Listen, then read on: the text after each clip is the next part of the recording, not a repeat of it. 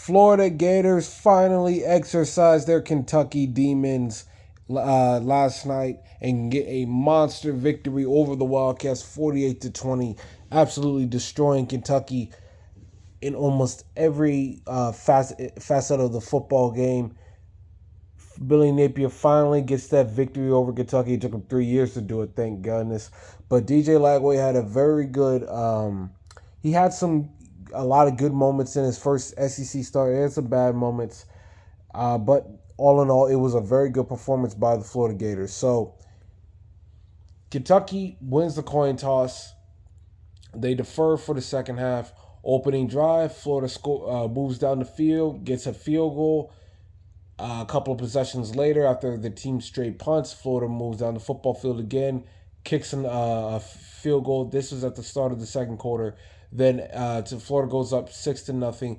Kentucky gets the ball back. They do basically a hurry up offense for the second drive. They get a couple of big runs, one by Brock Vandegrift where he scrambles down the football field, and then they get another big run by one of their running backs. And then on a flea flicker, Brock Vandegrift throws a pretty good football to a Kentucky receiver down the field to score a touchdown to tie the game. Kentucky was thinking about kicking an extra point, but the kicker missed. He missed the extra point, which is very rare in college football nowadays because they're not like it's not like the NFL where they're kicking it from the 15-yard line. Nowadays they're kicking it from college football is still kicking it from the 2-yard line as opposed to the NFL where they're still where they moved it all the way back to the 15.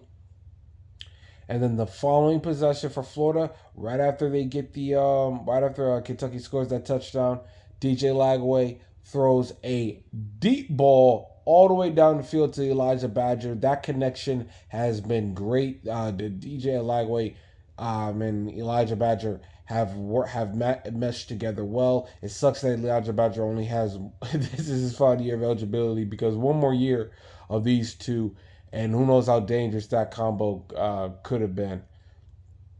But anyways, DJ Lagway connects a big deep ball down to Elijah Badger. They move down the field, and eventually Jadan Baugh gets his first touchdown on the night, where he basically drags about 2 or 3 Kentucky defenders to the end zone, stretches the ball to the goal line, over the goal line. Florida goes up 13-6. Very next possession for Kentucky, Brock Vandegrift throws what was actually a nice pass to a receiver that was running a deep post, but the ball bounces off the receiver's hands. Trequazy Bridges, who had a pretty big night for him last night, is in the right place at the right time. Flies underneath the football, gets his hands underneath the football from hitting the ground, and gets his first interception as a Florida Gator. Very big night for him. And then the offense rewards the defense. They drive down the football field again, and Jadan Baugh gets his second touchdown of the night. And then Kentucky gets the ball back. Excuse me, sorry. I'm trying to make sure I remember the game correctly. That's why I paused there. Kentucky gets the ball back. Brock Vandegrift throws another good pass that bounces off the receiver's hands again. And then this time it bounces into the hands of Devin Moore, who then returns it all the way down to the 2-yard line, almost gets a pick six, but just got knocked out by a Kentucky player just before he scores. And then once again, they hand the ball to Jadan Baugh. Boom, powers his way in for a touchdown. Excuse me. And then Kentucky, of course, makes Florida pay because nothing can ever come easy with the Gators. Kentucky gets the kickoff. They're down 27-6, but they return the kickoff to a touchdown to make it 27-13. And then for some very odd reason, instead of trying to put another score up to basically deliver the knockout blow, Billy Napier, with 90 seconds, so a minute 30 seconds left, has 2 timeouts, chooses to run the clock out down to 19 seconds. I don't know why Kentucky wasted so much time on the play to use their timeouts, but they wasted way too much time, and then Florida had to punt and then repunt again to to Kentucky because the first punt had an illegal formation penalty, so they had to repunt it again. And I think the two punts took about 16 seconds off the clock, so Kentucky had to kneel it and go into the halftime, go into halftime. And then second half, they come out, they move down the field, they move down the field, get a touchdown on the opening possession of the second half. But they took about 7 minutes off the clock, and then Florida's offense does what they need to do in response perfectly. They drive down the football field. I think it was a bit. It started with a big pass play from Lagway to Chimere to DK, and then eventually Jaden Ball scores his third touchdown. This one was a little bit more questionable because the refs called touchdown, and I think what happened was that while Ball was just at the half-yard line, was trying to fight his way in, he stretches his arm out to get the ball over the goal line. But the only thing is, you couldn't really find an angle where you could see where he definitely scored the touchdown. So the referees had to basically stick with the call, and even though they didn't have, without having the evidence to confirm or deny it. So, anyways, that puts Florida up 34-20. And then I think it was early to midway in the fourth quarter, Florida DJ Lagway completes another deep ball pass to Elijah Badger. DJ Lagway hit 3 or 4 big bombs down the football field. And listen, we love Graham Mertz, but you can just see that when DJ Lagway is in the game, he is not only more willing to throw it down the field, but you can also tell that Billy Napier is more willing to set up deep passes down the football field because DJ Lagway just has a deep ball that Graham Mertz just has not delivered. I mean, I'm sure Graham Mertz would have loved to have tried to deliver some deep passes down the field during his time at Florida, but with Lagway, it's just automatic. I mean, there was 4 or 5 or maybe even 6 deep passes that he delivered 30, 40, 50 yards down the field that put the Gators offense in great position to score. So he completes another deep pass to Elijah Badger. Elijah Badger absolutely balled out. This dude is an absolute stud. And then Jaden Ball gets what was his 4th touchdown. This one, no review was needed here. He puts Florida up. No, excuse me. I'm sorry. I think I misspoke. 6, let's see here. 13, 20, 27, 34, 41. This was his 5th touchdown of the night, which ties the Florida Gator record for for a rushing touchdown to the football game. I think it was Trey Burton that he tied, who also scored 5 touchdowns against Kentucky in the 2010 at the Swamp as well. I think it was Trey Burton that he tied it with. So 5 touchdowns on the night for Jaden Ball.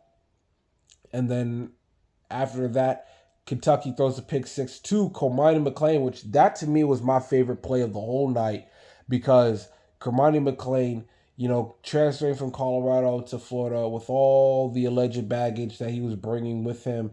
And it was a bit of a controversial move among the Florida fan base. And I'll be honest, sorry, I'm yawning. I was a little skeptical myself about whether or not it was a good move to bring him to the team. But you know what? It seems like he's adjusted well to Florida, and it seems like he was really leading towards going to Florida and at the end of the 2022 recruiting class. But I think something about Deion Sanders being at Colorado, it just kind of lured him away. But it seemed like his heart was always set at Florida, being that this was the team that he transferred to during the spring portal of earlier this year. But he gets a pick 6, reads the play perfectly, jumps the route, snags the ball out the air, and takes it to the house.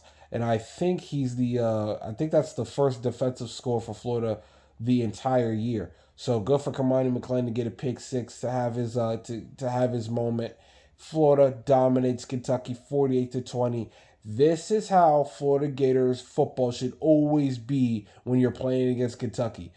Any loss, and I said this on on my X profile to another Gator fan. I said this is how Florida should always play Kentucky. Any loss to Kentucky, let alone three in a row, is unacceptable. This team owned Kentucky, both physically and mentally, almost every single time that they played. Kentucky used to find ways to lose against Florida, and Florida dominated this series matchup for 31 straight years, and then they lost one, and then they won two more, and then Kentucky's won the last three. Last year, they absolutely blew Florida off the door hinges with Ray Davis and the rushing attack, and I think deep down you could tell Florida didn't forget that and had this and held this game personally, and they just wanted to get that big revenge game, which I said was a revenge game for Florida. After the way Kentucky humiliated them, and I think they came out there with the right mindset, and they humiliated Kentucky back. No. Kentucky, you're our little brother, not the other way around. We are the hammer, you are the nail. We are the hammer, you are the nail. And they came up with the right mentality. The defense is on fire. I even said this to Cam Jackson on X. We said, brother. I said, brother, we appreciate you guys more than you ever know. We don't know what y'all did over the bye week, but you couldn't have done it at a better time. And he likes my comment. This defense is playing lights out. After as bad as they looked in the first two games against Miami and Texas A&M, they have balled out ever since then. Even in the Mississippi State game, they gave up 28 points, but they at least saw made some plays behind the backfield, and they also created like a turnover or two. But over the last four games, 28 points, then 13 points to UCF, then 23 points to Tennessee, and then 20 points to Kentucky. This is by far my favorite win of the favorite victory of the year. Granted, it's only out of 4, so it's not that not a big list. But so far, this is my most favorite victory of the night. Jadan Baugh balled out. DJ Lagway balled out. Elijah Badger balled out. The defense was insane. Jaquazi Bridges played his best game of the year as a Gator. Aaron Gates is stepping up and performing better and better and better and better. And Devin Moore finally got an interception. Kermani McClain got an interception. And that was for a touchdown. And just good feel. This was right here. This was a feel good victory. UCF was a victory. Just shut up the UCF fans. But this right here was by far the biggest feel good victory that couldn't have come at a better time for Florida when you look at the rest of their schedule coming up. This upcoming 4 games with Georgia, Texas, and then LSU and Ole Miss. I will say this: if the defense can continue to play to play well like this, I could see maybe a scenario where they could maybe beat LSU or Ole Miss. I'm not sure about both of them, but maybe they could snag one of those 2 games and then eventually get a victory over Florida State because Florida State right there, that's a 90% chance Florida is going to win the Florida State game. That Florida State game, perception-wise, is on a complete 180 compared to what it was from the preseason. Florida State is absolutely god-awful. They lost to Duke for the first time in program history. They're just a cruddy football team. So you're at 4-3 right now. You'll get a 5th victory at least from the Florida State game. Hopefully Florida can maybe steal the Ole Miss or LSU game. I don't see them beating Georgia at neutral field, and I don't see them going on the road and beating Texas. But if they can steal one of those other 2 games right there and to at least get a bowl game, which as Florida fans we should be expecting more than a bowl game, but it is an improvement off of compared to what you did last year. This is just a feel-good win. This is a feel-good win. This is a great win. Not a great win, but this was a good win for the Gators. They finally end the Kentucky losing streak. They tamed the Wildcats, and the only thing I just wish is that I wish Ray Davis had been on that football team.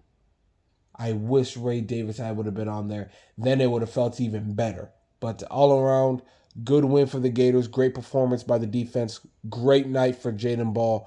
And 48-20. That is how it should always be when Florida plays the Wild.